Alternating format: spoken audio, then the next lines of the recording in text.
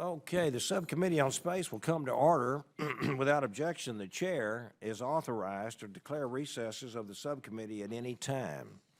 Welcome to today's hearing entitled Charting a Course, Expert Perspectives on NASA's Human Exploration Proposals. And I would like to recognize myself for 5 minutes for an opening statement. Placing a man on the moon and returning him safely is widely considered one of the humanity's greatest achievements. It cemented America's leadership on the world stage and demonstrated our technological superiority during the Cold War. Since then, NASA has made steady progress towards learning to live and work in space with the Space Shuttle and the Space Station. Today, we find ourselves at an intersection. Do we as a nation retreat from the cosmos, or do we take that next first step into the unknown? There appears to be a consensus that the horizon goal of America's human exploration program is to land on the surface of Mars. But how will we get there? What are the intermediate stepping stones on that pathway to Mars? How do we avoid costly and avoidable detours? How do we ensure a sustainable program rather than a one-off stunt? And how do we ensure the next administration does not wipe the slate clean, erasing all the hard work of the last 5 years? These are all questions that we must address in this and in future hearings. The SLS and Orion systems are critical to the success of our deep space human exploration program. Their development and testing is of the utmost importance to the committee, to Congress, and to the nation. We have come too far now to see a costly and destructive cancellation. However, the use of these assets and the missions and mission sets on the journey to Mars need to be better defined. As the NASA Advisory Council recently stated in a recommendation to the administrator, the absence of a more fully developed plan would impair the ability of the next administration to propose a budget that adequately supports NASA's human exploration program. And while the administration has not provided many details on the plan for the journey to Mars, it has proposed possible mission options. For example, the administration has proposed an asteroid mission as the next step for human exploration. This has been caveated and altered multiple times, but generally speaking, the administration believes human astronauts should interact with an asteroid in cislunar space sometime in the next decade as the next step on its journey to Mars.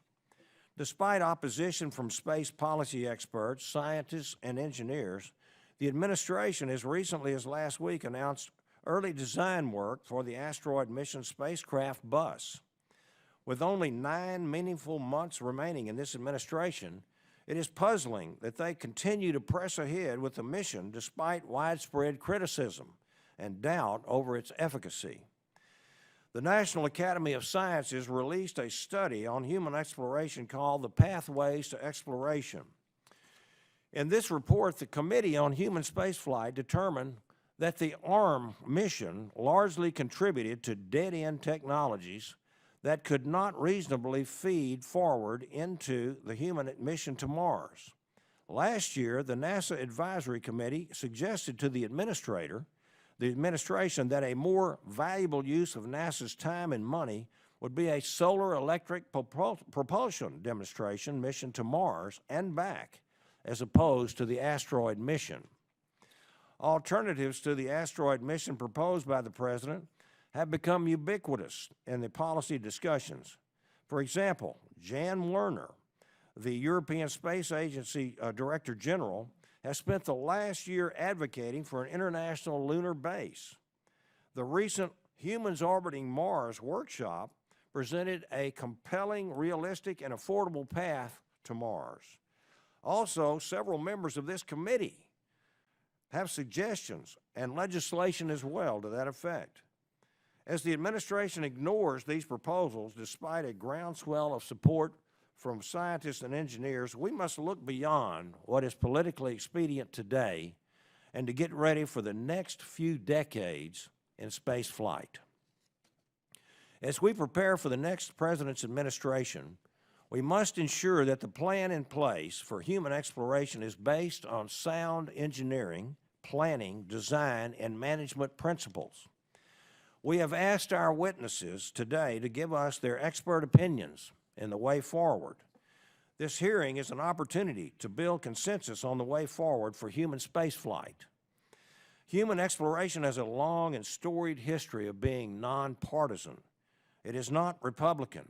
It is not Democrat. It is an American issue.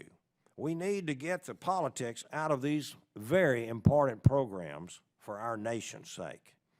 There are thousands of men and women in this country whose days are impacted by the decisions that we make in this very building.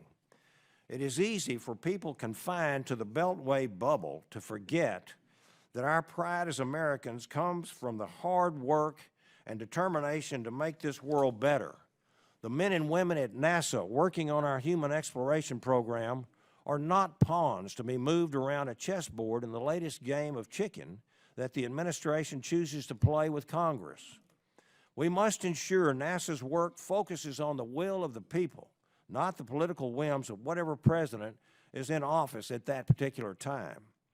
NASA's human exploration program has been through a tumultuous 7 years, and with a new president to be chosen by the end of this year, we must ensure that there is a constancy of purpose in our planning and a sure-footed roadmap in place for the future. I now recognize the ranking member, the gentlewoman from Maryland, for an opening statement. Good morning, and thank you very much, Mr. Chairman. I want to welcome our distinguished panel this morning. This truly is my passion. I want to thank Chairman Babin for calling the hearing. I think it's really important, and when I look at the young people out here, not only is it my passion, but it really is your future. And so I think the work that we have to do today is incredibly important. Each time we hold hearings on sending humans to Mars, my colleagues and I don't just leave the room, although today I will have to leave a little bit early. We don't leave the subject behind, and I think that that is meaningful for the American people. Instead, we leave with increased determination to help find a way to get there as soon and as safely as possible. I want the American people to share the collective excitement in this room and to embrace the desire to send human explorers farther into space than ever before. This committee's inquiries during recent hearings have focused on the need for a clearly articulated plan and next steps, such as the Human Exploration Roadmap that the bipartisan, overwhelmingly bipartisan House-passed NASA Authorization Act of 2015 directs NASA to develop. It took a lot of work for all of us to come together as Republicans and Democrats to embrace that roadmap. I recognize that it's not an easy task given previous flat funding levels, uncertainty over future budgets, and the need to allow flexibility in planning a multi-decadal endeavor.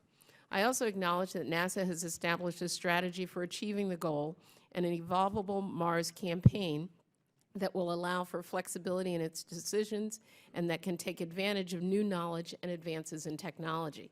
But facets of that strategy, quite frankly, are not detailed enough to inform mission planning and sequencing.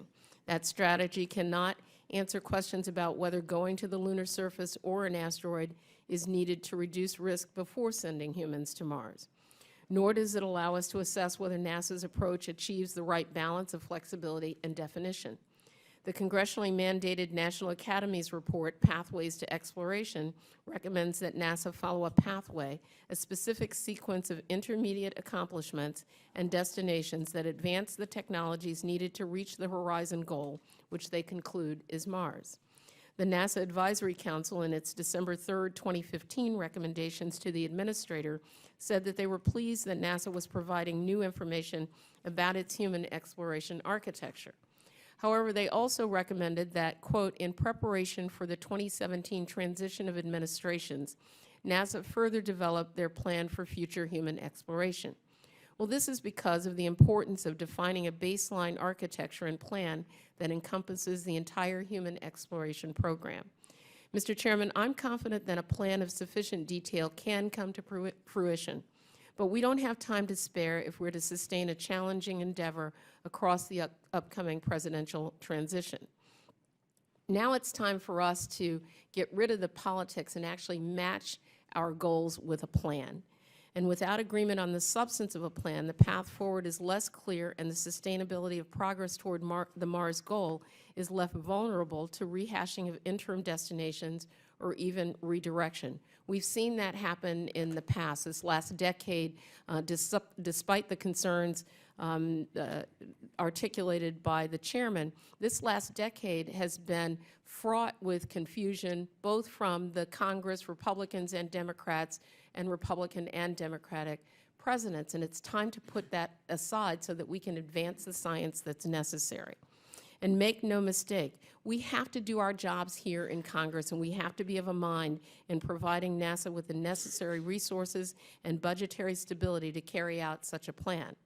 The Congress's recent increase in appropriations for fiscal year 2016 for NASA's exploration systems is a good start, but they need to be sustained and built upon if we're to reach that goal. So, Mr. Chairman, we have a lot to discuss this morning, and I look forward to our witnesses' testimony. And what I would urge us to do is, again, let's just put the politics aside. I agree with the chairman that going to space is not about Republicans and Democrats. And when I look at these young people out here and I see your future and I see the challenge that you're going to take on, you don't care whether it's a D or an R. We care that we advance the science to get us to our goal, and I look forward to doing that. Thank you, Mr. Chairman, and I yield. Thank you, Ms. Edwards. I appreciate those words. And also would like to welcome all you young folks out there, as well as you not so young folks. We understand, are you all from Florida? Yes. Well, thank you for being here this morning. What you say? Where's Bill Posey? Louisiana. Okay, well, that's good. Almost to Texas. And speaking of Texas, I now recognize the chairman of the full committee from the great state of Texas, Mr. Lamar, Chairman Lamar Smith. Thank you, Mr. Chairman. Americans are fascinated by space exploration. It fuels our desire to push the boundaries of what is possible and to reach beyond our own pale blue dot. In the last few years, the flagship deep space exploration programs at NASA, both robotic and human, have been under attack by the Obama administration. This administration canceled the robotic ExoMars mission and the Constellation program, and it continues to propose drastic cuts to the Space Launch System and Orion programs. These programs were all developed to support deep space exploration to destinations like the Moon and Mars. The Obama administration cannot claim that it prioritizes Mars exploration if it refuses to prioritize and support the programs that will get us there. And the budget instability created by the administration makes it hard for NASA to plan and execute critical programs. For example, NASA recently announced that the first crewed mission for SLS and Orion was now delayed by 2 years because the administration would not allow NASA to budget for the programs. While the administration regularly cuts SLS and Orion budget requests, Congress continues to restore those cuts in a bipartisan fashion. And there is bipartisan support within Congress for SLS and the Orion crew vehicle. This committee has restored proposed cuts year after year in our authorization bills. And the House and the Senate Appropriation Committees restored funding for the SLS and Orion at the levels necessary to keep their development on track. The SLS and Orion programs represent what is most impressive about the American spirit, the desire to explore. The technologies that are developed for these programs exemplify our greatest breakthroughs and demonstrate American ingenuity.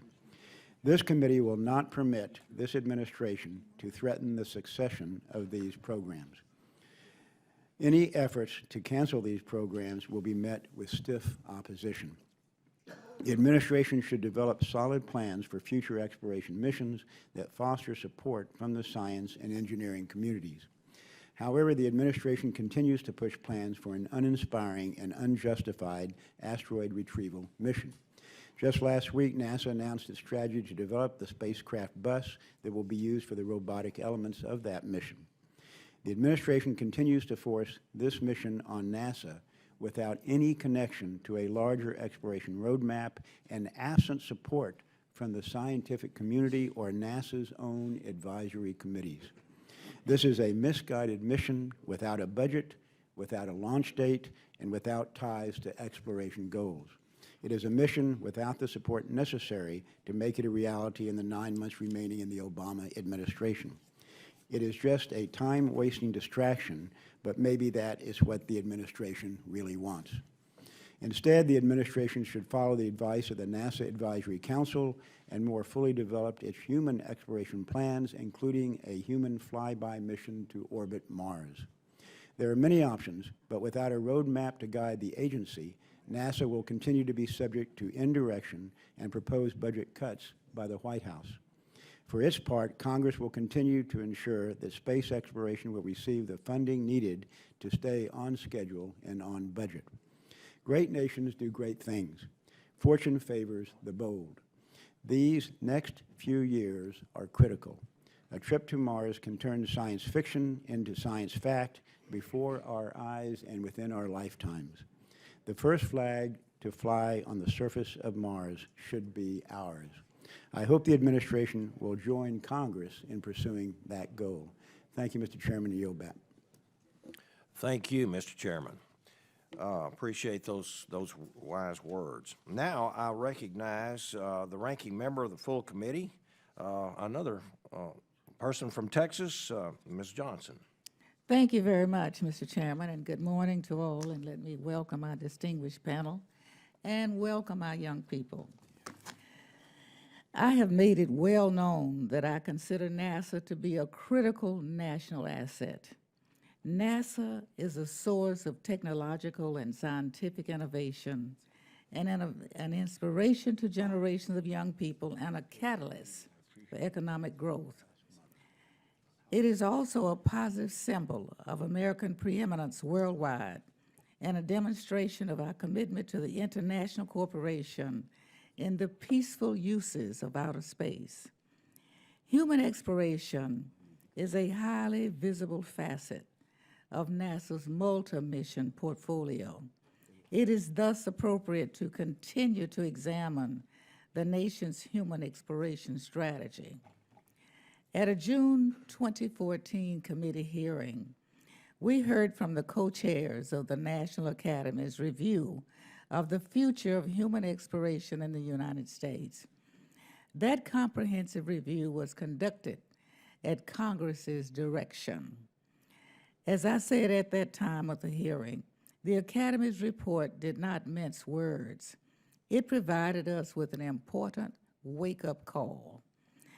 The report's conclusions were clear. We are not going to have a human space exploration program worthy of this great nation if we continue down the current path of failing to provide resources needed to make real progress and failing to embrace a clear goal and a pathway to achieving that goal. It rests with this committee and Congress, not the White House, on what is authorized and what is appropriated in this Congress. What we need now is a clearly articulated plan on how we will get to Mars and what we call a roadmap in the House-passed 2015 NASA Reauthorization Act, and what the academies called a pathway in their report. In just about 1 year, the nation will transition to a new presidential administration. Such transitions have in the past led to significant redirections in NASA's human exploration program. Mr. Chairman, if that were to happen again, that would be a tragedy, and a wasteful one at that. It is Congress's responsibility to listen to the reports and make recommendations and authorizations accordingly. NASA has made significant progress since 2010 NASA Authorization Act was enacted. Fabrication of the Space Launch System is underway. Flight testing of the Orion vehicle is confirming design objectives. Ground systems are being modernized, and ways of mitigating the effects of long-term space travel are the subject of intense research on the International Space Station. In that regard, Mr. Chairman, I hope we can have an opportunity to hear from NASA in the not-too-distant future on the progress of its journey to Mars strategy and how the investments in SLS, Orion, and ISS fit into that strategy. In conclusion, last week we honored the crews of Apollo 1, STS-51L, and STS-107. These brave men and women paid the ultimate price while furthering the costs of exploration and discovery. We as a nation owe it to them to continue this grand journey of exploration of the universe. Future generations of Americans depend on us. We cannot blame anybody else but us. We must not let the nation down. We must not let our young people down. I thank you and yield back. Thank you, Ranking Member Johnson. Now let me introduce our worthy and expert witnesses at this time.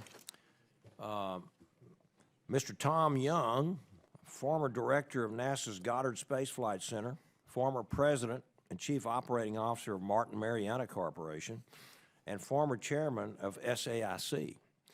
Mr. Young joined NASA in 1961 as a member of the Lunar Orbiter Project Team and was mission director for the program Viking.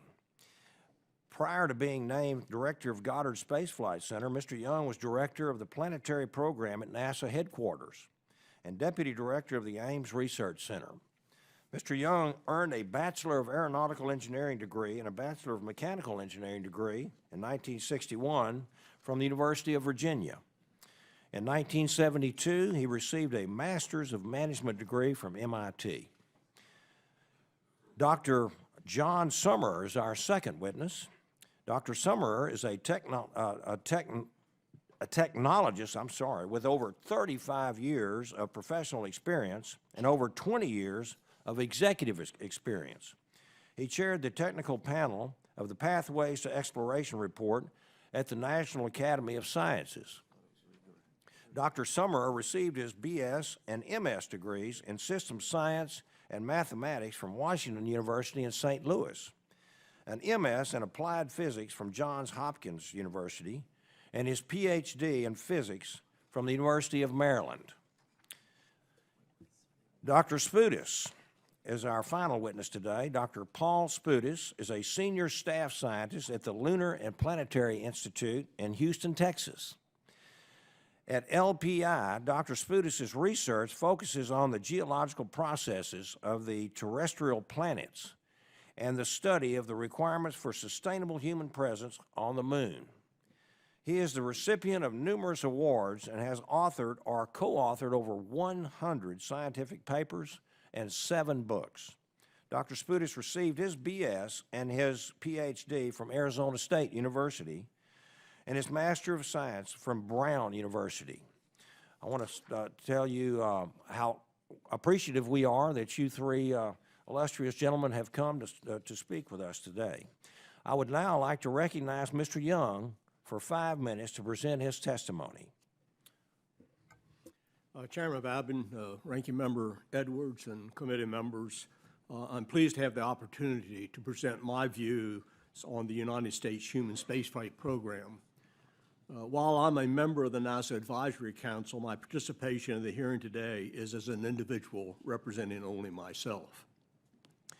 The United States Human Spaceflight Program, from Alan Shepard's initial suborbital flight and John Glenn's orbital flight to today's International Space Station, has been rich in exploration excitement, scientific return, and technological accomplishments.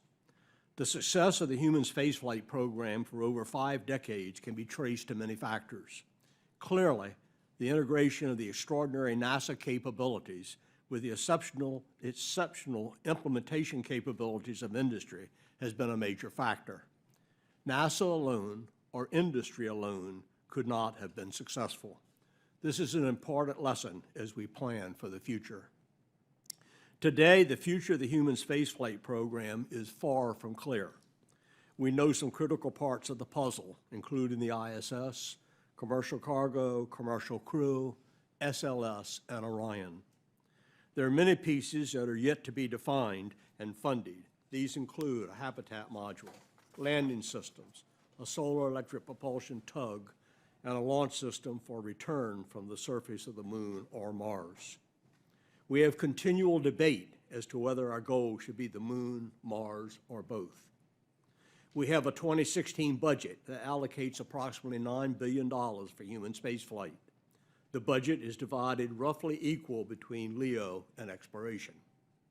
What we do not have is a plan, strategy, or architecture with sufficient detail that takes us from today to humans on the surface of Mars or the Moon with a long-term goal of extended presence.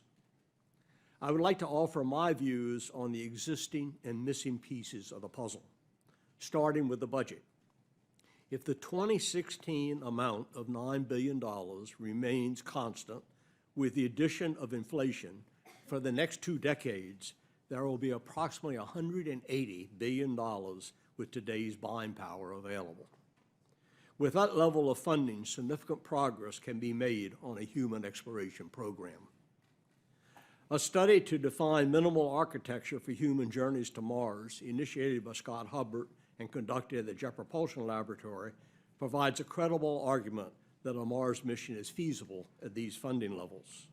I personally believe increasing the budget will be necessary to support a comprehensive program that includes appropriate precursor activities and missions to realize a responsible funding level for exploration.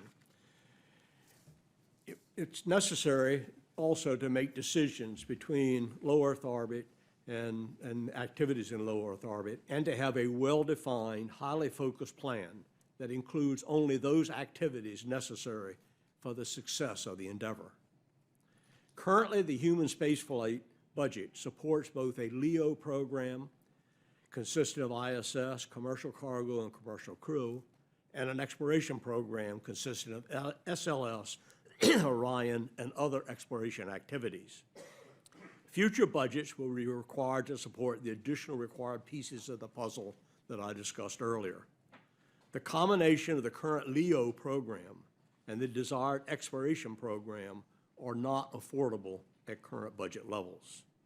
A choice is required between the two programs. A sustainable exploration program requires that the necessary knowledge from ISS be obtained expeditiously, followed by diverting current ISS funds to exploration. An alternative is to continue funding the LEO program and forego a credible Moon or Mars exploration program that results in the humans on the surface within a reasonable schedule and budget. We cannot do both without a major augmentation of the budget. NASA's done an excellent job maintaining a conservative cargo transportation capability. This conservative approach allows a mission failure or multiple failures to occur without catastrophic consequences. It also allows a management approach that relies heavily on the commercial partner with modest NASA involvement. Commercial crew is much more challenging. A commercial crew failure that involves loss of the crew will be a catastrophe. This recognition requires commercial crew to be managed significantly different than cargo. Commercial crew requires the full application of the NASA human spaceflight expertise in combination with the extraordinary implementation capability of industry to assure an acceptable probability of success.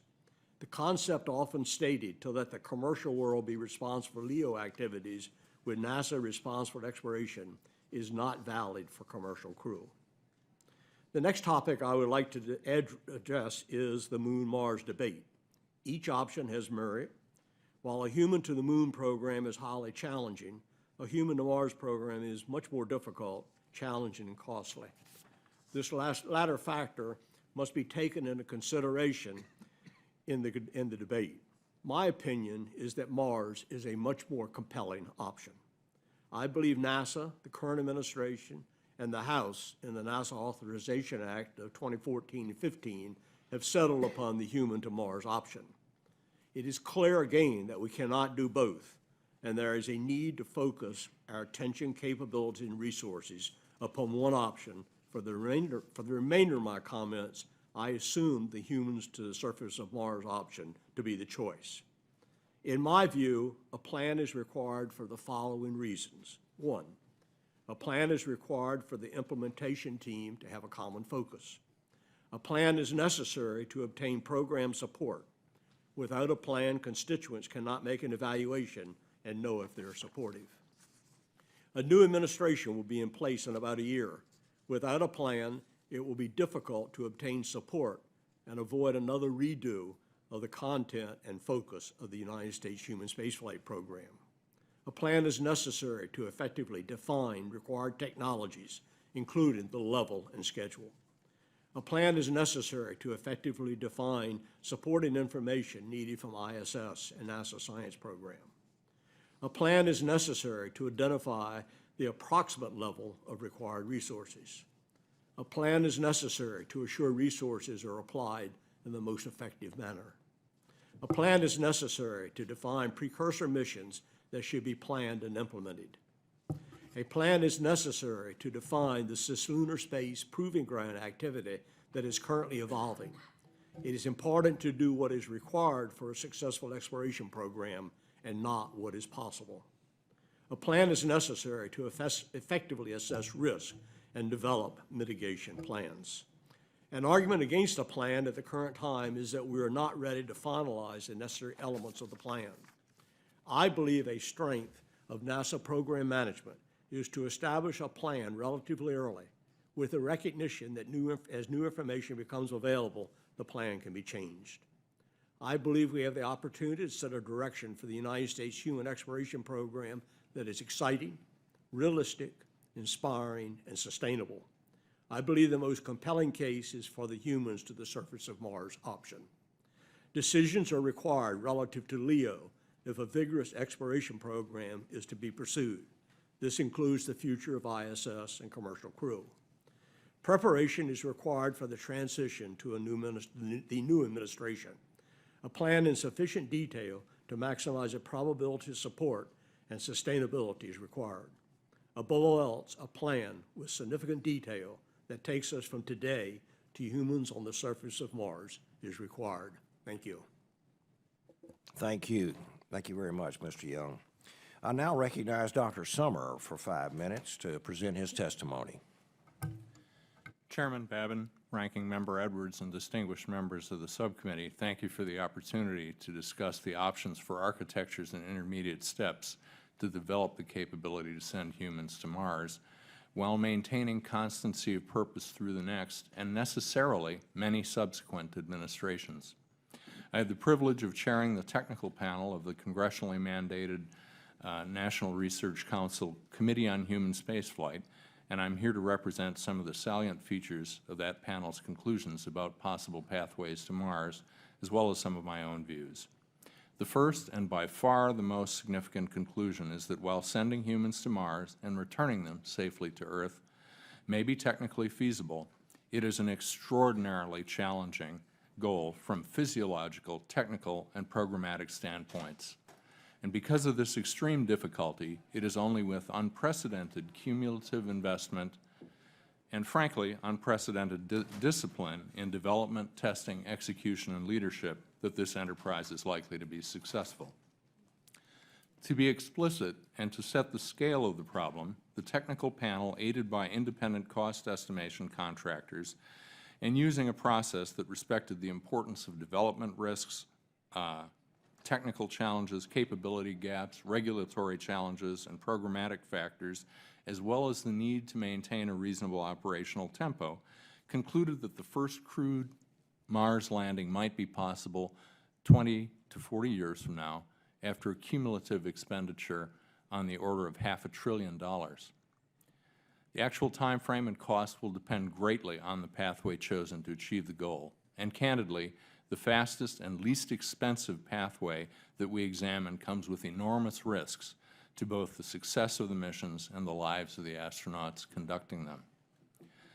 Let me briefly and very superficially review the most significant risks of attempting to send humans exploring in deep space. We know that prolonged exposure of astronauts to the space environment has the potential to harm them. Astronauts on long missions, such as we are conducting now on ISS and have been conducted by the Soviets in the past with Mir, have experienced potentially debilitating effects caused by the microgravity environment. musculoskeletal deterioration has been the best studied, and while exercise has the potential to mitigate its impact, the regimen needed over the duration of a human mission to Mars may not be realistic. The radiation environment in space, especially deep space beyond the protection of the Earth's magnetic field, has been quantified largely in terms of increased cancer risk due to galactic cosmic rays, against which shielding is ineffective without prohibitive mass penalties. However, the non-carcinogenic risks due to radiation, such as cumulative neural degeneration, are much less well understood and may well prove to be more limiting. It appears that with existing architectures for Mars missions, which include greater than 1 year stays on the Martian surface, which brings with it its own risks, physiological limits may not be prohibitive, although risks to astronauts would be very high. Long-duration orbital missions at Mars or on Mars moons may not be feasible at all because of radiation. Few of the technological challenges of a crewed Mars mission are insurmountable, but cumulatively they represent a huge gap relative to our current capabilities and our current available resources. The committee's final report includes a list of 15 high-priority technical capabilities, and most of the intersections of those capabilities against the various forms of challenge are red in risk assessment. Things such as, there's no technical solution known. There's no such system that's ever been developed at the necessary scale. Current regulations impose significant challenges and will be difficult to change, and development to operational capabilities on the order of previous large national programs. In short, there's an awful lot of technical work to do.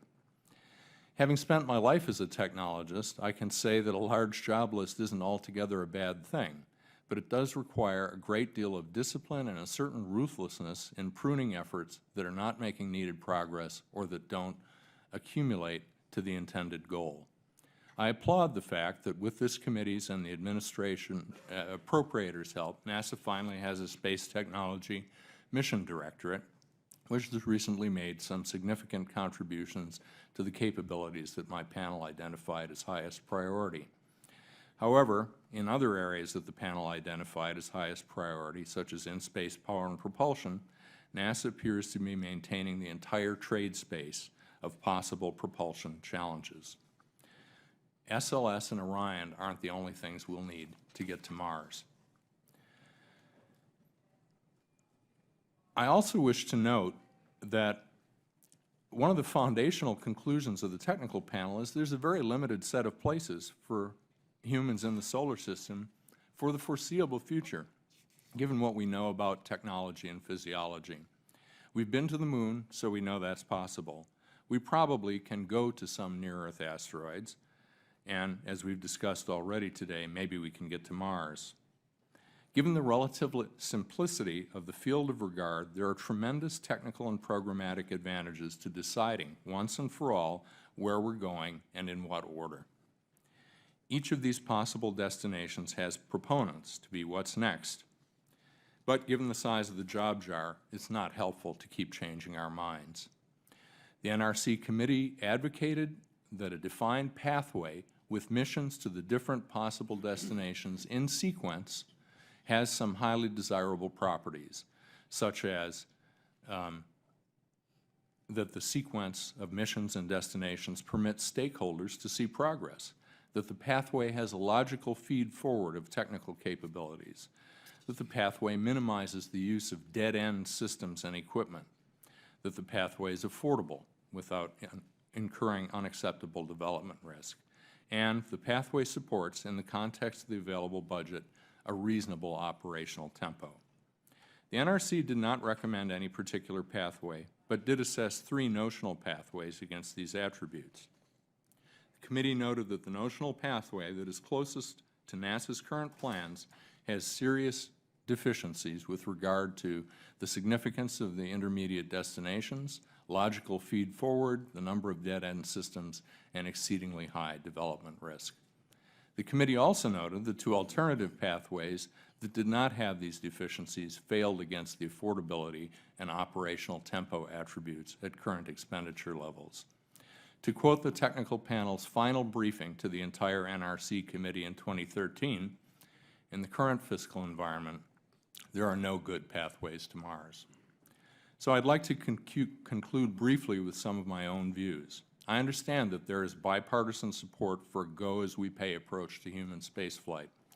But just as it is not feasible to take a cross-country trip on a child's allowance because of thresholds cost, we may well never be able to get to Mars at current expenditure levels. It might be better to stop talking about Mars if there is no appetite in Congress and the administration for higher human spaceflight budgets, and no willingness to cut programs that do not contribute to progress.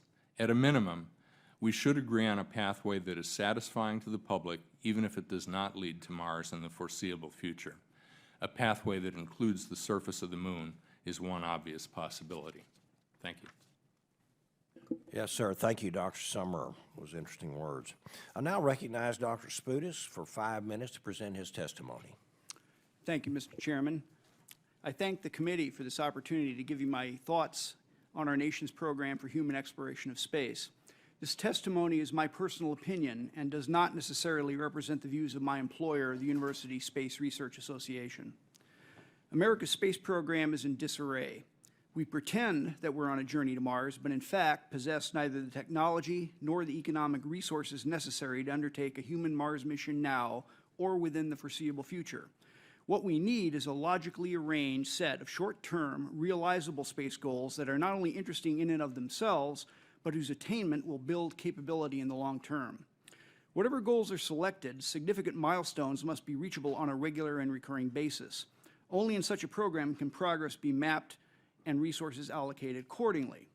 Thus, any program to extend human reach beyond low Earth orbit must be incremental, with each step small and affordable, yet cumulative, so the smaller steps integrate into a larger coherent program.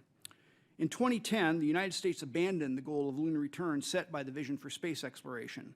Congress directed the agency to continue building the Orion spacecraft and to develop a new heavy-lift launch vehicle, the Space Launch System. As derivatives of the canceled Project Constellation, the new systems are optimized for missions to cislunar space, the zone of space between low Earth orbit and the lunar surface. To replace the moon as a destination, several near-Earth asteroids were examined, but for various reasons, all were found to be unattainable. Instead, NASA embraced the idea of bringing a small asteroid back to cislunar space, where the Orion spacecraft could visit it, the so-called asteroid retrieval mission. This idea was neither fully developed conceptually nor vetted through the scientific and engineering advisory structures that we maintain to review and judge mission concept proposals. As study of the asteroid retrieval concept has proceeded, the planned size of the return object has continually decreased. Initially, it was planned to return an asteroid about 7 meters across. It's currently planned only to return a small 1 to 2 meter boulder. More than 85% of all near-Earth asteroids are ordinary chondrites, a rock type so renowned for its uniformity that it is used as a compositional standard in cosmochemical studies. And we already possess tons of this material, as ordinary chondrites continually fall onto the Earth's surface every day. As a result of the limited power and minimal loiter time, the Orion spacecraft does not possess the capabilities necessary to experiment with extracting useful resources from the asteroid.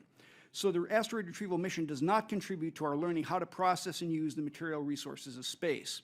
The microgravity of the arm will not prepare us for human operations on the surface of Mars, which has approximately 1/3 the gravity of the Earth. The arm offers no unique benefits beyond providing a place for Orion to visit. In terms of scientific and operational importance, it is barren of real accomplishment and irrelevant to future deep space human missions. As for learning how to use space resources, it can only perform rudimentary reconnaissance of the type already accomplished or planned by a variety of robotic missions. Although it is claimed that the arm develops technology needed for future Mars missions, specifically the high-power solar electric propulsion unit, missions to cislunar space can develop many of these technologies just as well, and at the same time, in place space-based infrastructure for future use. Cislunar space, the space between Earth and Moon, is home to 95% of our scientific, economic, and national security assets, satellites upon which we are critically dependent. We can only reach these various orbital levels with unmanned systems. When a satellite becomes obsolete or stops functioning, the only solution is replacement. If we could move people and machines throughout the various locales of cislunar space, we would be able to emplace, construct, and upgrade and maintain these satellites. To create this routine access to cislunar space, we should develop a permanent spacefaring infrastructure, including transport vehicles, staging nodes, deep space habitats, power stations, and fuel depots. In terms of the energy expended, all destinations in cislunar are essentially equal. If we can go to and from the moon, we can go to and from all the other localities of cislunar space. Such a system creates not only routine access to the moon, but to all of cislunar space, and it enables human missions to the planets beyond. To develop the system, it is vital that we learn how to harvest the material and energy resources of space. Such technology allows us to launch only the most technically advanced and critical equipment from the Earth, while large mass, low information materials such as propellant and life support consumables can be obtained from local sources. Thanks to a variety of robotic missions over the last decade, we now know that the moon possesses these resources in abundance. The poles of the moon contain billions of tons of water. In its liquid form, this can support human life, and when broken down into its component hydrogen and oxygen, it is the most powerful chemical rocket propellant known. The United States thinks of itself as a world leader in space, but our current lack of focus and strategic confusion undermine that claim. There is interest from Europe, India, Russia, and China in lunar missions. These efforts are not undertaken merely to plant flags on another world, but to reap the benefits offered by the exploration and utilization of the moon. As the world beats a path to the moon, we stand aside. How can we claim technological and scientific leadership in space when we shy from participation and seek no ownership in this arena of cislunar space? But there is another dimension to our abdication of leadership. China is rapidly developing the capability to travel throughout, loiter within, and intercept any target in cislunar space. They have also demonstrated an advanced anti-satellite warfare capability, most notoriously with their interception and destruction of a target satellite in low Earth orbit in 2007. Future Chinese anti-satellites loitering at an L point in cislunar space could fly from the vicinity of the moon down to lower orbits, an approach direction that's not normally monitored, and disable the satellites of other nations. In such a scenario, we would be left with a decided disadvantage as a result of our lack of commitment to the establishment of a strong national presence in cislunar space. America is at a critical juncture in the history of its space program. Congressional leadership is needed to set us on the correct strategic path. The development of the moon and cislunar space answers important national needs. It is an incremental, affordable, and useful direction, a sustainable path that creates new capabilities in spacefaring. A return to the lunar surface allows us to use the enabling asset of the moon to journey to and explore the planets beyond. I thank the committee for its attention. I welcome your comments and thoughts, and I'm happy to answer any questions you might have. Thank you, Dr. Spudis, for those wise words. Now, the chair now recognizes himself for 5 minutes for questioning. The first one I'd like to direct to Dr. Spudis. Your testimony highlights the need for a sustainable program rather than one-off stunts, something that you have long espoused. In reference to ARM, A-R-M, your testimony also states that in terms of scientific and operational importance, it is barren of real development and irrelevant to future human deep space missions. Does ARM fit into the stunt category, or is it in the sustainable category? Well, as put that way, I believe it falls into the stunt category. I don't think that it necessarily leads on to any permanent creation of capability, and that's what's needed. We need to approach the development of cislunar in a strategic manner, so you have small pieces that build upon themselves to a larger whole purpose. And performing the ARM doesn't really gain you anything. It demonstrates that you can do it, and that's about it. Okay. And Mr. Young, you testified that a new administration will be in place in about a year, and that without a plan, it will be very difficult to obtain support and avoid another redo of the context of our U.S. human spaceflight program. Will you please address the challenge of maintaining continuity for NASA's human exploration program, particularly during administration changes, and what recommendations do you have to address this issue? It's quite a good question. My first comment is it's hard to sell a plan until you have a plan. So that's kind of step one in the process, in my view.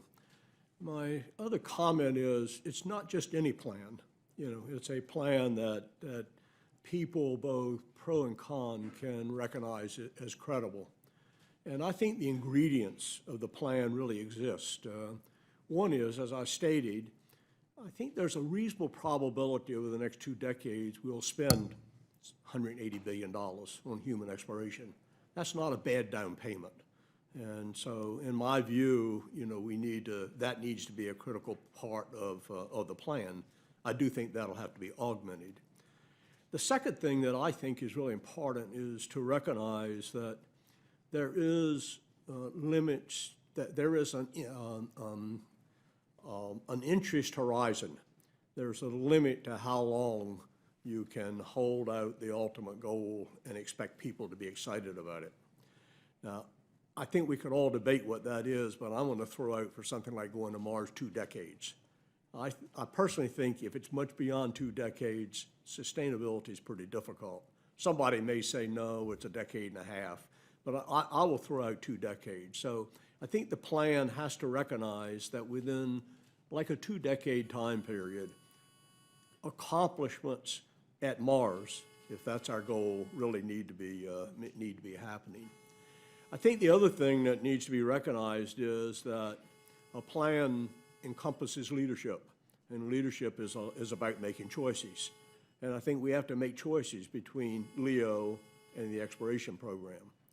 I think we have to make choices between the moon and Mars, as the objective. So my argument is that if a credible plan can put together that has a reasonable time frame, that makes incredibly efficient use of expected resources, if it's done in a manner that makes hard choices, then I think you have the groundwork or the basic input in order to be able to argue with the next administration as to why this should be the sustained activity that should be the focus of the United States human space program. The corollary is, without it, I don't think you have a chance. Thank you, Mr. Young. For my final question, directed to Mr. Spudis again, or Dr. Spudis, excuse me. Your testimony mentioned that Europe, India, Russia, and China have all planned missions to the surface of the moon in recent years. You also state that as the world beats a path to the moon, we stand aside. How can we claim leadership in a technological and scientific movement in which we have no participation and seek no ownership? In 2010, President Obama attempted to cancel deep space exploration and a return to the moon by flippantly stating, "We've been there before." Thankfully, Presidents Eisenhower and Kennedy did not take the same tack and wash their hands of space exploration after we successfully placed a satellite in space, a human in space, a human in orbit, and a human on the moon surface. Congress rightfully rebuked President Obama's attempt to cancel deep space exploration with the passage of the NASA Authorization Act of 2010. And as we transition to a new administration, what recommendations do you have for maintaining our leadership in space? Well, I believe that it was a mistake to remove the moon from the critical path, because the moon basically offers us the opportunity to create capability. And in fact, that's why it was part of the vision for space exploration to begin with. The moon is reachable, it's close, it's interesting, and it's useful. It's close enough so that you can send a vehicle to the moon anytime.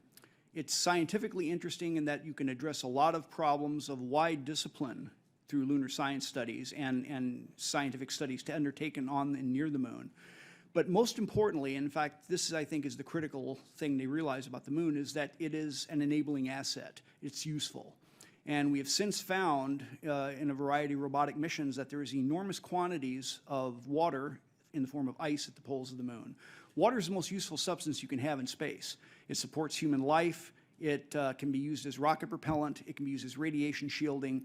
It can be used as a medium for energy storage. So it's an extremely useful substance to have, and it's very heavy. And to launch it out of the Earth's gravity well, which is the deepest gravity well in the inner solar system, basically requires a lot of power, and that's why we need heavy lift vehicles. By going to the moon and developing those resources, you can actually create those capabilities by using the local materials that you find there.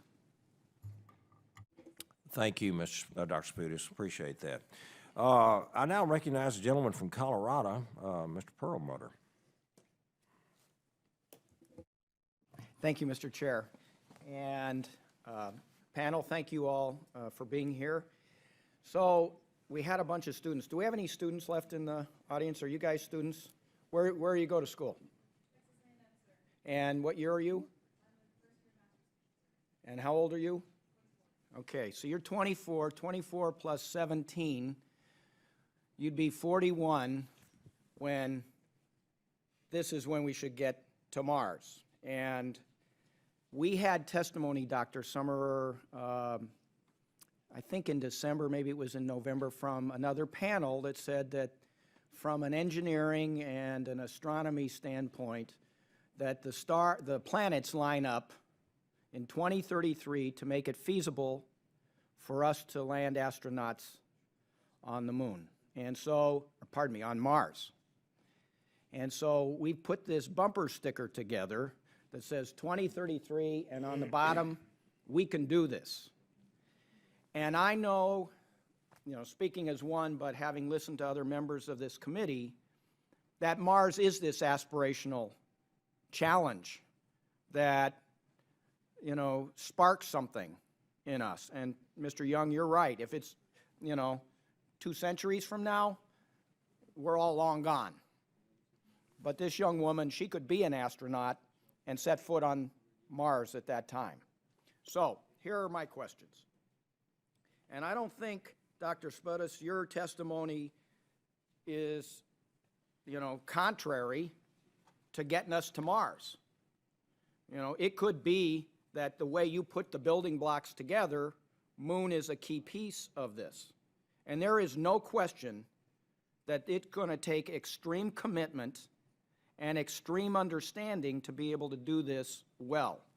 Our job up here, and this is a quote that I got from astronaut Terry Virts, getting to Mars is not a question of rocket science, but political science. So Dr. Sommerer, I'm going to start with you. You said that in your research and the panel's investigation that this was 20 to 40 years and at least $500 billion. How did you come to that? First of all, I don't want to get into specious precision about $500 billion. It's on the order of $500 billion. Maybe we Fine. get by with $180 billion. I don't But it's think a so. lot. Yeah, it's a lot of money. And the reason is, by the way, the planets line up every 2 years, basically, for Mars. So, 2033 is a nice round number to have in mind, but, it could be 2 years after that, could be 10 years after that. There's a lot of stuff you need to get people to Mars and bring them back. We need to have a long-term way of keeping them healthy on the way there. They need to spend time on the surface in a potentially hazardous chemical environment.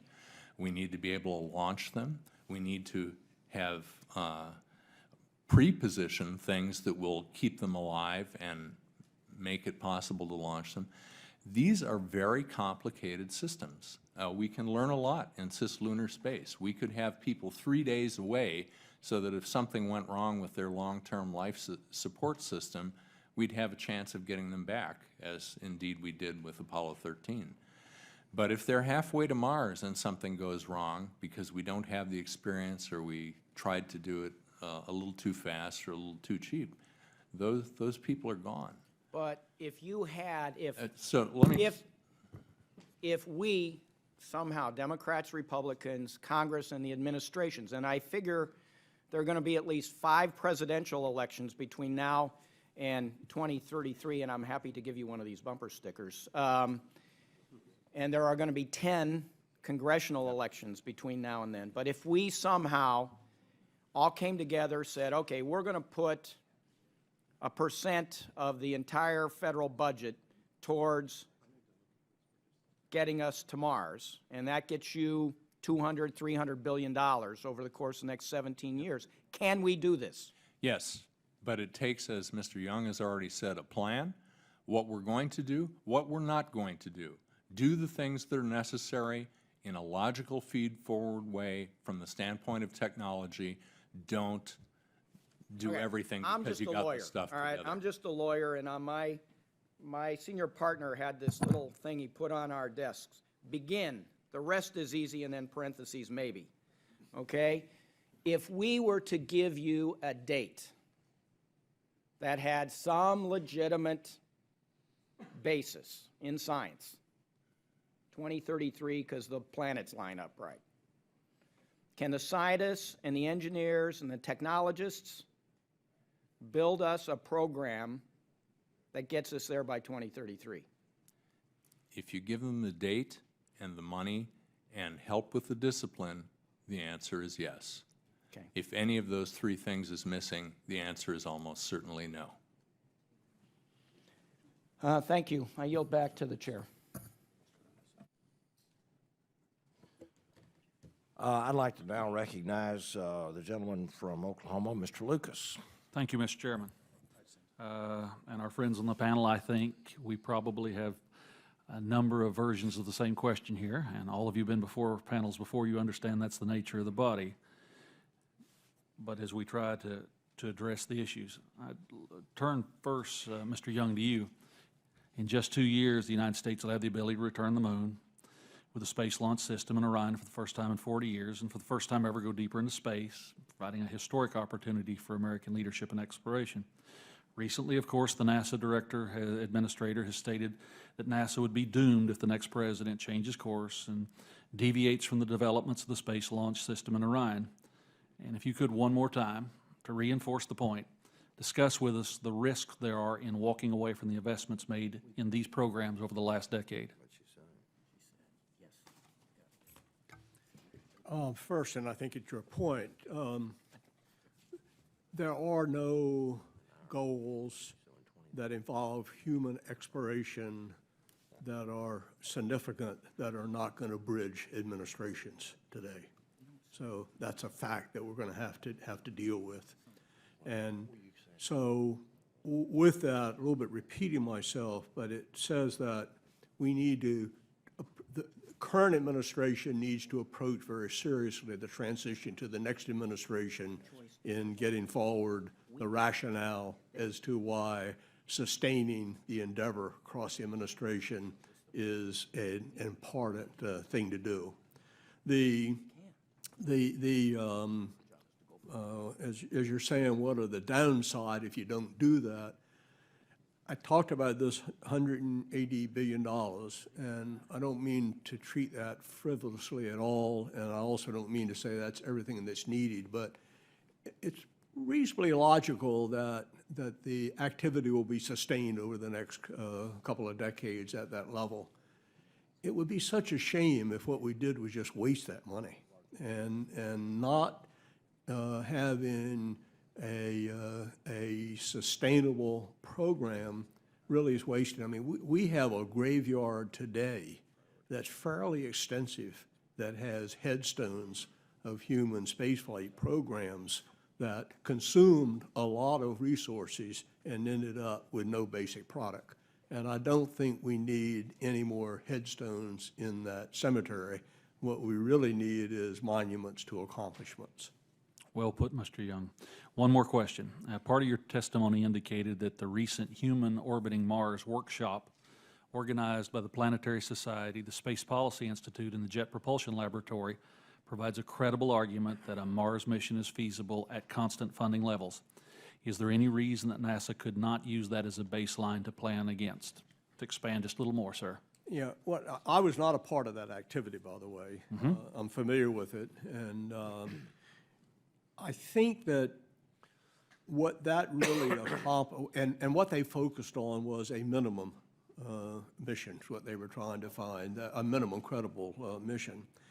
But I think the real contribution of that endeavor was they got on the table, on the agenda, a model, or not a model, a plan that most people think has some credibility relative to it to begin the process. Now, the pathway activity that the Congress initiated and was done by the National Academy, did a similar thing.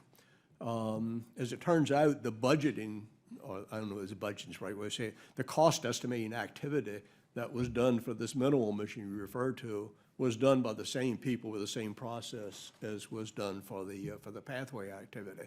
So my belief is there are two options that have a lot of basis behind them. They probably neither one of the option that the country will converge upon, but we should put those on the table, and we really should charge the leadership of this country to say, look, you know, if we're really serious about humans to Mars, we've got to have a plan. And, you know, and here are a couple versions that says it's not impossible to have a plan. It's not impossible to have a good plan. But what we've got to do is to converge on a plan that those who are charged with executing the plan really have, you know, have their own analysis involved in and their own recognition of the importance of the plan. Thank you, Mr. Young. And Mr. Chairman, I yield back the balance of my time. Yes, sir, thank you. Mr. Perlmutter, you had actually asked a question of one of my interns back there. That's Alexandra Abney. She's a Texas Aggie, and we're very happy to have her working in our office. Maybe she sets foot on Mars. She might do that. I'm not sure you and I will be around, though. Well, that's, yeah. So carry it on. All right. Okay. Well, thank you. I'd now like to call on the gentleman from Texas, Mr. Vesey. Thank you very much, Mr. Chairman. And I wanted to ask the panelists about partnerships and where would international and commercial partnership for human exploration in Mars make the most sense?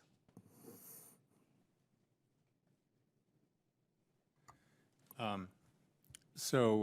Young has already talked to the very effective partnership that NASA has had with industry in achieving our exploration goals to date, and that needs to continue. You can't turn it over to industry. You can't just have it done by NASA in-house centers, I think. International partnership, the technical panel, which I led, was very explicit that that could be a good thing from the standpoint of sustaining commitment. It's credited as one of the things that sustained ISS through some particularly dark times. But what it probably doesn't do is save a lot of money. Something like 15% of the cost of ISS was borne by our international partners, and the rest was paid for by U.S. tax dollars. You would have to have unprecedented levels of international contribution financially to substantially lower the burden on U.S. funding to go anywhere significant. But doing it collectively as a human species, as opposed to a set of countries, makes a great deal of sense scientifically from the standpoint of soft geopolitics, if you will, and other reasons. So commercial space entities will always be a part of the NASA program. I think that's necessary, but turning it over to them, I don't think makes a lot of sense. Are there international partners that we have already identified or that NASA has already identified that we've already begun to have very strong talks with to sort of start laying the foundation for future travel to Mars? I'm not in the administration, so I don't know. Okay, I am a member of an International Academy of Astronautics. There's robust discussion amongst technologists and scientists in that group and in its various conferences. But, you know, in terms of actual partners, I presume that we think that the ISS coalition will continue in some form with exploration. Europe has already expressed an interest in a lunar base. There are other significant players out there and some emerging players, and, you know, that's above my pay grade to say whether we should be involved with China or Russia. Right. Yes, sir. I'd like to point out that, in fact, there's already international participation in the Orion SLS system because the Europeans are building the service module for Orion, and Orion cannot do anything unless it has a service module. One of the things that could have been looked at that wasn't in 2010 when the moon, return to the moon was dropped, was getting an international partner to help us build the Altair. The argument of the Augustine Committee was that we couldn't afford to build both the Orion and the Altair. The Altair is the lunar lander part of the constellation system at the same time. But it was not explored to look at the possibility of having an international participation in the building of the lander. So in actual fact, if Orion and SLS is the future of human spaceflight, we already have international participation. Thank you, Mr. Chairman. I appreciate it. I yield back my time. Yes, sir. Thank you. Thank you. Let's see, I'd now like to recognize the gentleman from Alabama, Mr. Brooks. Thank you, Mr. Chairman. I don't know if you're familiar with the economic news for America that's come out recently, particularly with respect to our deficit and debt, but it's taken a decided turn for the worst. The first quarter numbers reflect that our revenues went up 4%, but our spending went up 7%. According to the Congressional Budget Office, relying on Treasury Department numbers, our first quarter deficit was $36 billion worse in this fiscal year compared to the previous fiscal year. If that were extrapolated out, that would mean that our deficit has gone up $144 billion worse this year than the previous fiscal year, although the CBO projects that it will probably be more likely in the $130-something billion range worse. The CBO is also projecting that our total amount of debt is now going to blow through the $30 trillion mark within a decade. And the real question is whether America is going to be able to survive that, whether we will go through a debilitating insolvency and bankruptcy. So with that as a little bit of an economic background as to our country's finances, my question to you is, how do we avoid a repeat of the Constellation program's demise in 2010 at the hands of the Obama administration? And a corollary to that is, what lessons did we learn, and how can we apply what we learned to the Space Launch System and the Orion programs? The floor is yours.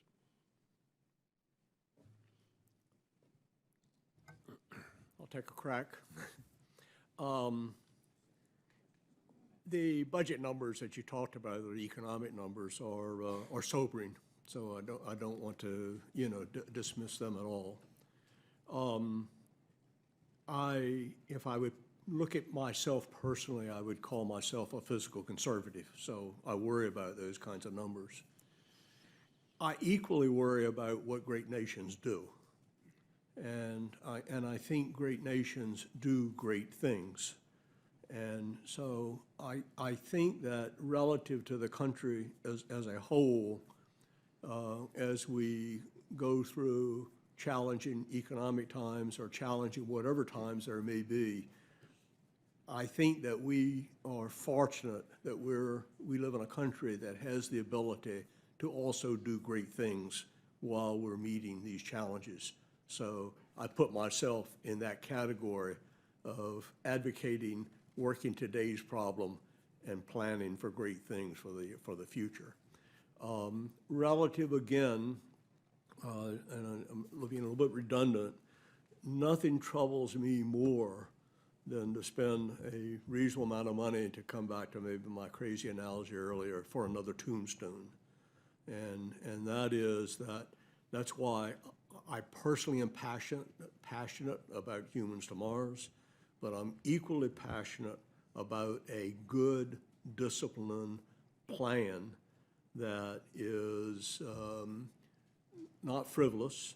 And one of my colleagues commented, a plan that does what is required, but is also does not do what is not required, or maybe another way to say it, doesn't just do what is possible. So a disciplined, structured plan that accomplishes what I'm calling what a great nation does a great thing is important. And maybe naive, but it's my belief that such a plan, well constructed in a bipartisan, I guess, kind of an effort, I think that kind of a plan should be stable across administrations. And if we as a country can't do things like that across administrations, when they're well thought out and well done, then shame on us. Mr. Young, let me please interrupt. We're running short of time, so if either of the other two gentlemen would also like to respond, please feel free to do so. Well, I'd like to reiterate Mr. Young's point that probably we're going to spend $180 billion on human space flight in the country over the coming horizons, unless that just stops altogether. Let's spend the money as wisely as we can. You could make an argument, and some do, and I have from time to time, that maybe we shouldn't have human space flight, that we ought to rely entirely on robotic probes, which are much more cost-effective for the scientific knowledge that's adduced. That's a choice that in really grim financial straits the country might be forced to make. But it doesn't seem to be something that people want to stand up and proudly say, let's end the human space endeavor and rely on only robots. Although the robots stuff is pretty cool. Mars, Pluto, et cetera. I'll make this very brief, but we're compelled to be present in space for a variety of reasons. Modern civilization critically depends on the assets in cislunar space. So what I've tried to envision is a way to make the human program relevant to those critical needs. And what I've identified is the fact that if you go to the moon and develop its resources to create a permanent transportation system that can access not only low Earth orbit, but all the points in between Earth and moon, you've actually created a system that can not only maintain those critical space assets that we use every day, but also inherently gives you the ability to go to the planets when you have that. So I am cognizant of the fact that we're in serious fiscal trouble. We've been in serious fiscal trouble for my entire adult life, but we've continued to spend money on space. We just haven't spent it in a focused manner with a clear strategic direction, and I think that's what's needed. Thank you, Mr. Chairman. Thank you, witnesses. Thank you, Mr. Brooks. Mr. Posey is not here, so we will go to the gentleman from Oklahoma, Mr. Bridenstine. Thank you, Mr. Chairman. I'd like to, number one, thank you, Dr. Spudis, for your testimony. You mentioned three things I'd like to hit on. Number one, you talked about three specific missions: cislunar habitats, resource extraction from celestial bodies, and rendezvous and proximity operations as it relates to doing servicing of satellites. And you were specifically talking about the human components of each of those. And I would like to bring up an issue that I think is important that we need to be talking about here on this committee, and that is this: that there are commercial entities raising private capital right now that are capable of doing these missions, willing to do these missions, and these private companies. The risk is no longer raising capital. The risk is no longer even technological, although there is some risk there. Their major risk, from what I hear as a member of this committee, this subcommittee, the major risk is regulatory. They need certainty. They need to know that when they develop these technologies, there's not going to be a government entity out there that says, no, you can't launch, or no, you can't do that mission. And these are the challenges that we, I think, need to be addressing and looking at. When you think about remote sensing, NOAA has the authority to license, remote sensing satellites. When you think about communications, the FCC has the ability to license communication satellites. But those three missions that you specifically mentioned, these are non-traditional kind of missions that we haven't been doing commercially yet. And yet, right now we're raising capital. I say we, private companies, are raising capital to do these missions. And we need some kind of regulatory assurance that when they are ready, that there is nobody that's going to put the halt on their efforts. So thank you for bringing up those, and of course I think your vision for cislunar space is critically important. I'd like to, the question I'd like to ask goes to, and I know a number of other people have touched on this, but I want to be really clear. And I know, Mr. Young, you're not here representing the NASA Advisory Council. I know you're a member of it, but you're here operating independently. But the NASA Advisory Council warned that NASA runs the risk of squandering precious national resources if they move forward with the asteroid redirect mission. Later, the NASA Advisory Council unanimously adopted a finding that it thinks NASA should change the asteroid redirect mission into a mission that would go all the way to Mars and thus be more closely aligned with the goal of sending humans there. Mr. Young, 2 years ago, you went as far as to say that the ARM proposal, quote, dumbed down NASA. Mr. Spudis, your testimony states that, quote, ARM offers few scientific and scant operational benefits, unquote, and that, quote, in terms of scientific and operational importance, it is barren of real accomplishments and irrelevant to the future human deep space missions, unquote. Dr. Sommerer, your testimony highlights that the NRC panel that you participated in found that NASA's current plans, which include ARM, have, quote, serious deficiencies with regard to the significance of intermediate destinations, logical feed-forward, dead-end systems, and exceedingly high development risk, unquote. That is not good testimony regarding the asteroid redirect mission from any one of you. My question is really simple. Why? If there's this much consensus, why is the administration still trying to force this mission on NASA, the scientific community, and the American public? And I'd like you guys to speculate on that, if you would. I have 1 minute left, and I'll just leave it to each of you. I'll start with you, Mr. Young. Or you guys can decide. Fairly early in President Obama's administration, he said, not going to the moon, we're going to an asteroid because we've been to the moon. We did not actually have the capability to go to the asteroid for the foreseeable future for reasons that we've discussed. I think it is likely that that's an embarrassing position to be in, although I don't know what it's like to be president. And there were some people who came up with an idea that sort of got astronauts into the business of playing patty cake with something that came from an asteroid, at least, and that seemed very attractive.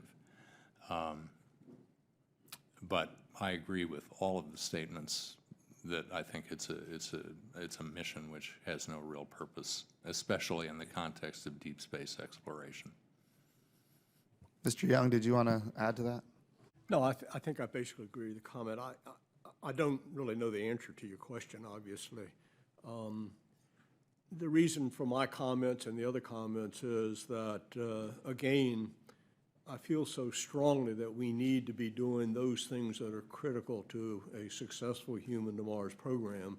And this, in the mission, the asteroid retrieval mission, is far below threshold as to a mission that contributes to that endeavor, in my view. And again, to come back to what you meant relative to NAC, one of the things that's argued is, well, out of that mission, we get some technology, and the technology is on the solar electric propulsion tug. And I think that's true, and the SES technology is needed. So do that technology. Don't encumber it with all of the other activities that's there.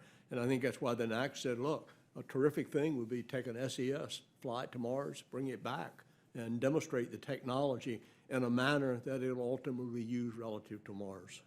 And I'm out of time. Mr. Chairman, in closing, I would just like to say that going back to my original statement, as these private companies are raising capital and they're retiring technological risk and they're ready to launch, we need to make sure this committee is 100% committed to enabling and allowing them to do what they've what they're supposed to be doing, which is advancing the human condition with commercial and private sector capabilities.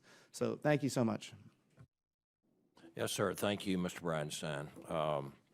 Mr. Posey, the gentleman from Florida, is back in here, and so I'd call on him for a line of questioning. Thank you very much, Mr. Chairman. Dr. Spudis, in your testimony, you state that the United States abandoned the strategic goals for space set by Vision for Space Exploration in 2010 and eliminated the objective of a lunar return. The elimination of lunar return has left a vacuum in the national space exploration policy that has yet to be filled. Should the United States return to the moon and assist lunar space, and if so, how does that fit, in your opinion, within a longer-term human exploration strategy? Well, yes, sir. I do believe that the moon played a critical role in the original vision for space exploration, in that it was a key enabler. It both enabled you to create the technology you needed to go deeper into space beyond low Earth orbit, and it also offered the ability to create all new capabilities, such as the provision of consumables and propellant from lunar materials. So for this reason, I've advocated lunar return for a long time. The more we learn about it, the more promising it appears as a target. And you have to be able to build a system in an incremental manner using small steps so that you don't necessarily have a big wedge of money that you need to get started, but at the same time you create long-term capability. So in my opinion, focusing on the development of cislunar space and specifically development of the resources of the moon actually can create new capabilities that we currently don't have, and that includes the capability to go to the planets. Yeah, virtually, and I may have forgotten some who didn't, but virtually every witness we've ever had come before this committee has said we need to have a lunar base as part of the stepping stone. The only one we haven't got that yet from is NASA. Dr. Spudis and Dr. Sommerer, can you discuss what are the most important elements of the planned cislunar habitat that feed into the longer-term plan for the journey to Mars? What key technology development and scientific research can be done there that will feed the forward to a human mission to the Martian system? One of the salient features of a mission to the Martian system is how long it takes, given our current propulsion capability and those we foresee. It could take years, okay, at least a year. We've learned a great deal about environmental control and life support systems as part of the ISS. However, and I have this on authority from the engineers who are responsible for that, it's kind of a kludge. There's a lot of things that have been put together over time. They aren't totally compatible. I would think, if you're an astronaut on your way to Mars, want to believe that that environmental control and life support system was going to be very reliable, not require constant maintenance, and was going to get you there safely. That's one of the things that you could do in cislunar space. You could develop that capability in cislunar space where you're only 3 days away from help if something does go wrong. That would be a very, very important contributor to Mars. The other thing that you can't do on the ISS is deal with galactic cosmic rays because it's such low altitude and deep in the Earth's magnetic field. We need to have a lot more experience with what radiation does to people on long-duration missions. That's something also that can happen in cislunar space where people are pretty close to help if things are going badly. Yeah, Those are two things that I think are absolutely critical. You know, I'm a son of Apollo. When they did all that without computers, they did it with slide rules. You know, as President Kennedy said, great nations do things because they're difficult, because they're hard, actually. He said, not because they're easy. And certainly this falls in that ballpark. Dr. Spudis, it's my understanding that commercial lunar mission backed by private sector investors could be launched to the moon as early as next year. As an advocate of lunar resource development, do you see value in commercial robotic missions, and do you think NASA could benefit from including payloads on those missions? Yes, I do. And I should preface this by saying I'm involved in one of those commercial companies. I advise Moon Express Incorporated on possible payloads. But in actual fact, there's a lot that you could accomplish with small robotic missions to help prepare the way for both human return and the development of lunar resources. For example, if you were able to fly a set of instruments that could measure surface hydrogen on a small lander and land it near the lunar poles, that is a key critical piece of strategic information that we don't have. It would also allow us to calibrate the remote sensing data that we have. I think it would be a very good investment of NASA funds to help provide instruments like that to any of these commercial missions for the simple reason that it's a cheap and inexpensive way to get very valuable long-term strategic information. Okay, and for you and Mr. Young, as seen with the success of the commercial cargo program and the progress being made with the commercial crew program, can you discuss in more detail how NASA can leverage public-private partnerships as human exploration program extends beyond the low Earth orbit? It's a broad question. As I said earlier, industry is a critical component of the exploration program in partnership with NASA. The commercial activity, I'm going to use commercial cargo as an example. In that particular circumstance, NASA or the country has turned a lot of the responsibility over to the commercial supplier. And I think in that instance, it was a good thing to do, and it was a good decision. I think we've got to be careful when we talk about exploration as to how we use the term commercial. And what I really mean by that is I think it's going to take the best of NASA, the government, and industry to do a human to Mars mission. And we should not do commercial experiments as a part of that endeavor. So I don't know whether I've specifically answered your question or not, but I think there's a spectrum where commercial makes, the real term commercial makes an awful lot of sense. And there are other activities where the nation has to provide the leadership from government with industry being an implementing partner to make things happen. So that's what I was trying to say. If I could, I know I'm cheating, but if I could make one comment on cislunar space that you talked about, I think there are things, and I agree with the Kennedy statement, which I think was good, but I think there are things that can and should be done in cislunar space that are necessary in order to have a human to surface of Mars mission with an acceptable probability of success. However, my caution would be we don't need another space station in cislunar space that is basically going to be carrying on an R&D program there. And I think that was your implication also. So I think that, again, the plan we keep talking about will allow us to make the judgment as to, in cislunar space, what is required, and we need to separate that from what we can do there, because what we can do is probably not necessarily what needs to be done. So I think cislunar space needs to be planned very well, or it itself can become an enormous user of this resource that we're talking about. Thank you, Mr. Chairman. Yes, sir. Great line of questioning there. Now I'd like to recognize the gentleman from California, Mr. Rohrbacher. Thank you very much, Mr. Chairman, and thank you for holding this hearing. I'd like to identify myself with the comments of Congressman Brooks and Bridenstine earlier. They made some very good points, and I'd like to also identify with our witness, Mr. Is it Spudis? Is that how I pronounce it? Okay, Mr. Spudis, who is admonishing us to do things incrementally because it's affordable and getting something accomplished, as compared to laying down a 20-year program of gigantic spending that will suck the money away from all the other projects that NASA comes to mind in the next 20 years.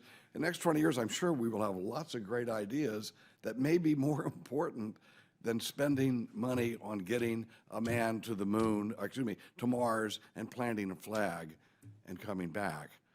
In fact, if the Mars mission is to be successful, it appears to me that we need, if we were to say our goal is to have an American on Mars, we need to ask for volunteers and say, you're not coming back. That's the only way that would be affordable, and that's just a thought.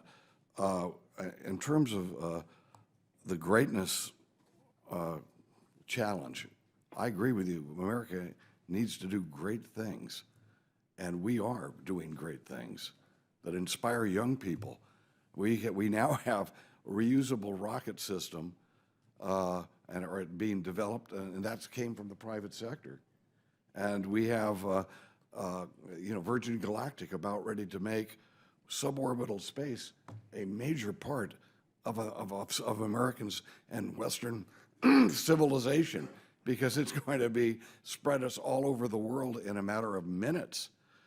These are great things that these young people are going to be able to participate in that didn't exist before. Blue Horizon, SpaceX, Virgin Galactic, they're doing great and historic things.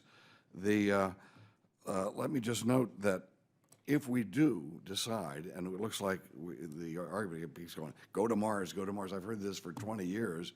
It looks like that's what people are forcing us into, this mode of spending. 10 years down the road, if we have committed ourselves to so many $1 billion every year that we're spending, and we end up spending $20 billion, $30 billion down the road, and let's say at that point, a meteorite, instead of skimming Russia like it did in 2013, a meteorite would hit a city and kill hundreds of thousands of people. Can I tell you what that would do to the priority of space spending for this body? They would cut everything off, because then the public would demand that we were spending our money on global defense rather than on planting the flag on Mars. And all of that money that we'd spent then would have been wasted. That is, what I just described is not a scenario that will never happen. It may never happen, but it could well happen. There's nobody in this room who believes that that might not happen in the next 20 years. So let's make sure that we do things incrementally, so when we are spending, at least if we do have to change spending priorities in the future, all of that money won't be wasted, won't be right down the toilet. We can't afford to do that, as Mr. Brooks pointed out. We can't afford to waste billions of dollars. We just can't afford that. We will bring us down as a country rather than uplift our country, which is what the space program is supposed to do. So I would suggest that maybe we need to calibrate our plans. We have global defense, which I just mentioned, is really an important thing. Clearing space debris. Pretty soon we're not going to be able to use space unless we actually initiate a program that's going to clear the space debris that will, again, when we're talking about our young people, they're used to now living in a world where we have GPS and we have telephones and we have all sorts of utilizations of space. And unless we start clearing that debris, there's going to be no more ideas about utilizing space, because there won't be any space up there to do this. They'll be filled with debris. So we have these challenges, and I would just hope that as we're discussing manned missions to Mars, that we keep in mind that if we end up defunding all these other programs, it'll bring us down. It'll bring the American space program down. So with that said, let me ask about the moon. I guess I'm already over, I'm sorry. But, and by the way, Mr. Chairman, I was the chairman here of this subcommittee years ago, and frankly, we had to force NASA to go around the moon by the poles in order to find out if there was going to be water or not. We had to basically force NASA to do that. They did not want to change the pattern of just going around parallel. Give us and you already mentioned this in passing, give us an example. Again, if we have water on the moon, and we've expanded, now we know there's considerable water, that will permit manned presence on the moon, and will then also permit us to further manned use of space beyond the moon. Is that correct? Yes, sir. Effectively, the moon has two resources to offer at the poles. One is the water, which is in the form of the deposits of ice that have been stable for billions of years. And apparently it's present in massive quantities. At least if the estimates from our remote sensing are correct, there are at least hundreds of millions of tons. I personally think there are over billions of tons. The second thing you have that's critical are zones on the moon near the poles which are in near permanent sunlight, which allows you to essentially stay on a sustainable basis on the moon. Now, water is useful both for sustaining human life. You can drink it, you can use it for sanitation, you can protect yourself from radiation. But more importantly, it's the most powerful chemical rocket propellant we know of. If you split water into its component atoms and then freeze that into a liquid, you've got liquid oxygen, liquid hydrogen, which is basically what the space shuttle main engine uses. There's enough ice at the poles of the moon to launch the equivalent of a space shuttle every day for over 2,000 years. So that's a lot of water. You're not going to run out of it soon. And if you're able to access it and process it and store it and send it into space, you've actually created a fueling depot that will allow you to go to Mars on a sustainable basis. What would the cost, and we're talking about, we just mentioned the cost of going to Mars. What's the cost of what you're talking about? It depends on how you approach it. And a lot of people have published ideas on this. I have published a paper on it. There was another paper this past summer. But I certainly think it's less than $100 billion. The key is to use robotic assets to get started, and then use people as they become necessary. So you can do this on the moon. You can't do it on asteroids, and you can't do it on Mars because the moon is close. So you're able to remotely control robots via teleoperation from the Earth, and you can't do that on the more distant targets. Well, I just note, Mr. Chairman, when I talk about the potential of our space commercial sector and space refueling is also something they could do, maybe not from Mars. And again, a private company might want to put up a space refueling station, and that would enable us perhaps to bring down the cost for space exploration and also for moon missions. And one last thought, and that is, sorry, I really think Elon Musk is going to be on Mars before NASA gets there. And just a thought. Thank you. Thank you, Mr. Rohrabacher. I'd like to recognize the gentleman from California, Mr. Knight. Thank you, Mr. Chair.